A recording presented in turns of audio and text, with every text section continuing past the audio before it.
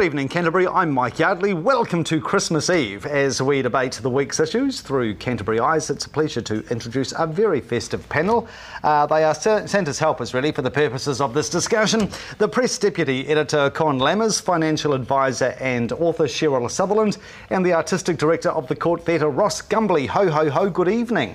Good evening. Good evening. Have you got all your shopping done, Ross? No. Too late now, mate. No, Too most late. of it, just the key shopping I've still got to do. Like the cherries, raspberries? No, my new wife, just her present, and then the rest of the family's done. Excellent. I was going to say, you're not shopping for a new wife, you've got that sorted. Yeah, got that sorted. All right. Now, we are going to start with a look back at, well, I suppose post-earthquake in many respects. It's been a bit of a double whammy for many retailers and businesses, with the straitened economic times reinforced with all of the problems ensuing from the earthquake. How would you assess business confidence and consumer confidence, Sheryl? Well, I think it's pretty much a mixed bag. Some shops I go into with my wife, who does all the shopping for me, of course, say that they're doing very, very well. There's that lovely Nicholas German shirt shop that opened in October, of all times, say that they've been doing absolutely brilliantly. But then on the other hand, there's places like the little sandwich bars down Manchester Street that have closed and probably won't reopen.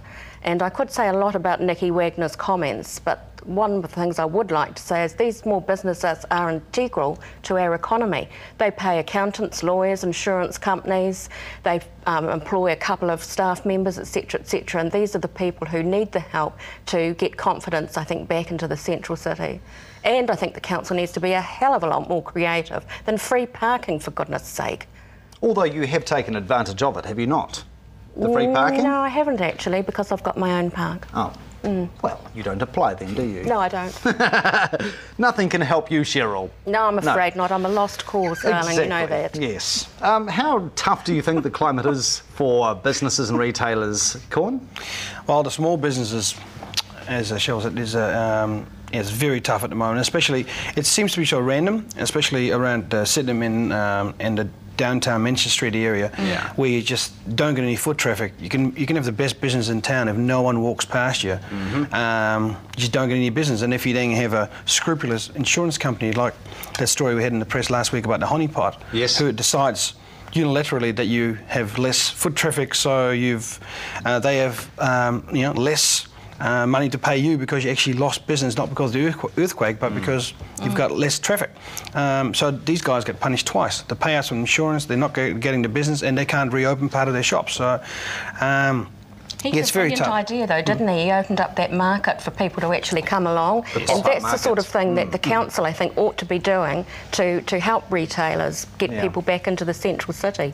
Sorry, I think I pinched a minute of yours, Rob. No, was that a minute you pinched? This is a family show. It is Christmas Eve. Ross, the discretionary dollar, does it affect the comings and goings at the Court Theatre, or is the Court Theatre largely recession-proof? What a great question. You know, if I could answer this question, theatre companies all over the world would run at some sort of profit, or at least be able to predict how they would run. We've had a tough year at the Court. The first 6 months of this year were really hard, and it felt that, you know, it was the first time that we'd really felt the pinch. But then again, you know, we work in the theatre, and nobody really knows why one play will take off and why another won't. So I don't blame any outside conditions. You know, we live in this strange little this world called theatre, and I just will put it down to my programming that I just haven't got it right. Because since the earthquake, the 5 plays that we've done have done great business, and now it's really hard to get a ticket to Cabaret. So we finished the year really strong, but it was really tough for us in the middle. But as for theatre, it's impossible for any kind of indicator how things are going, because it's such an impossible beast to kind of predict. Do you think post-Christmas there will be a lot of collateral damage to unfold, mass layoffs, businesses that have hung in there until Christmas but now see the writing on the wall and close up in the next couple of weeks? What do you think? How grim is the outlook? Yeah, I'm pretty pessimistic for some of the businesses. They've hung on, but it's going to be interesting to see how big your business has to be to actually survive and get through this rough patch. But it's going to be quite different from business to business, which corridor, which blockade of which street's going to be lifted at what time, which might just be the moment for certain business to pick up, who's done the best deal with an insurance company, who made the right choice between taking all the money from the insurance and continuing trying to trade, which seems on the surface to be the right thing to do to keep the inner city going, and a lot of those businesses are now getting punished. But I think a lot of small businesses will feel the pinch, and there will be a lot of layoffs after Christmas. Sheryl, you referred to Nikki Wagner's email a week or so ago, which has gone down like a cup of cold sick with many small business operators. Exactly.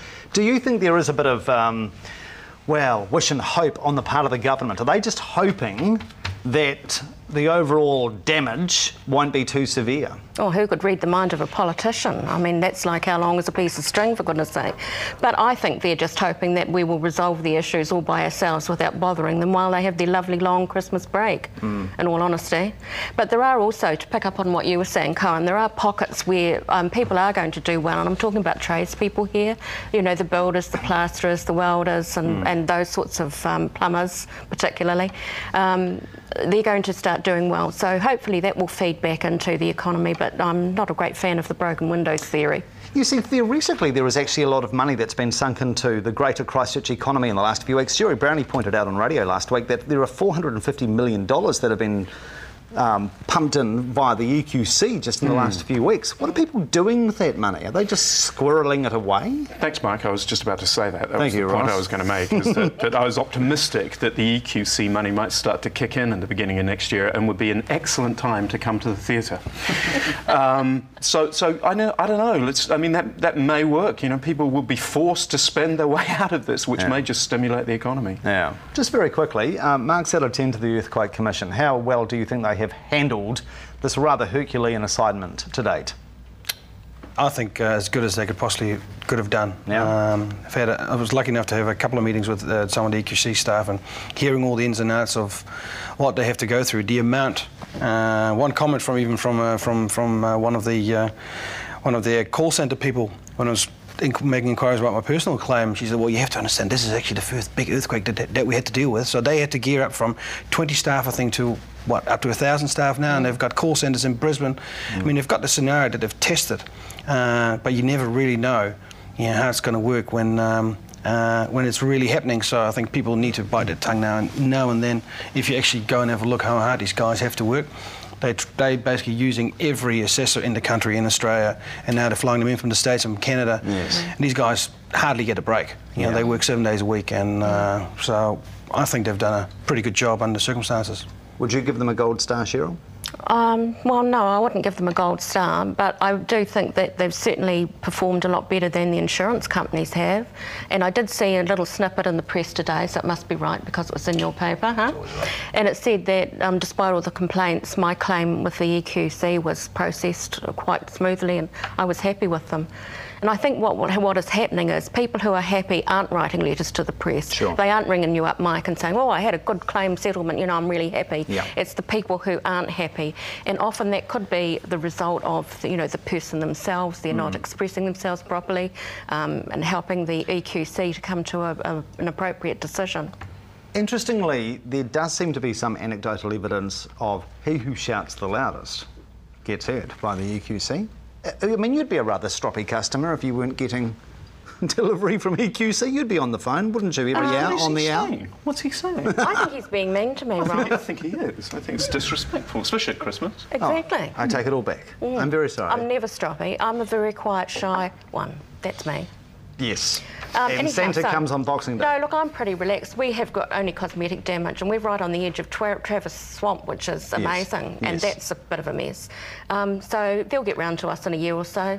So I'm not stressing. I think it's the people who've got a lot of damage that need to be looked after first. And I'm sure most people will have that view, particularly given what we've seen, the community kind of spirit after the earthquake. Sure. How people have got together and supported each other. Yes.